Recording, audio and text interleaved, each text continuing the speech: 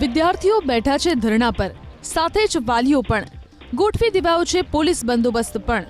દ્રશ્યો છે બનાસકાંઠાના વિરમપુર ગામની આદિજાતિ કન્યા નિવાસી શાળાના.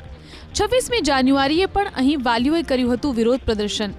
3 દિવસની રજા બાદ આજે વાલીઓ ફરી શાળાએ પહોંચ્યા અને શાળાઓનો ઘેરાવ કરી સૂત્રોચ્ચાર કર્યા. વાલીઓનો આરોપ છે કે શાળામાં વિદ્યાર્થીનીઓને મારવામાં આવે છે. જમવાનું પણ સમયસર મળતું નથી. શાળામાં પ્રાથમિક સુવિધાઓનો પણ અભાવ છે.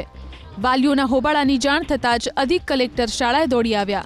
વાલીઓની રજૂઆત સાંભળ્યા બાદ સમસ્યાના નિરાકરણની ખાતરી આપતા મામલો થાળે પડ્યો. જો કે વાલીઓએ 7 દિવસની મુદત આપી છે. જો 7 દિવસમાં તેમની માંગણી પૂર્ણ ન કરાય તો શાળાની તાળાબંધી કરવાની ચીમકી આપી છે. આ તરફ શાળાના આચાર્યોનું કહેવું છે કે શાળામાં તમામ પ્રકારની સુવિધા છે. કોઈ વિદ્યાર્થીનીને માર મરાયો નથી. આચાર્યએ આરોપ લગાવ્યો કે શાળાને બદનામ કરવા વાલીઓ ષડયંત્ર રચે છે. આ જે શાળા છે આપણા તાલુકાની છે, આપણી જે દીકરીઓ છે અને આપણી દીકરીઓને શાળાને આ બદનામ કરવાનું થોડુંક કાવતરું પણ કરવામાં આવેલું છે, જે ખૂબ ખરાબ છે. થોડોક પોલિટિકલ પણ ઇસ્યુ કરવામાં આવેલા છે.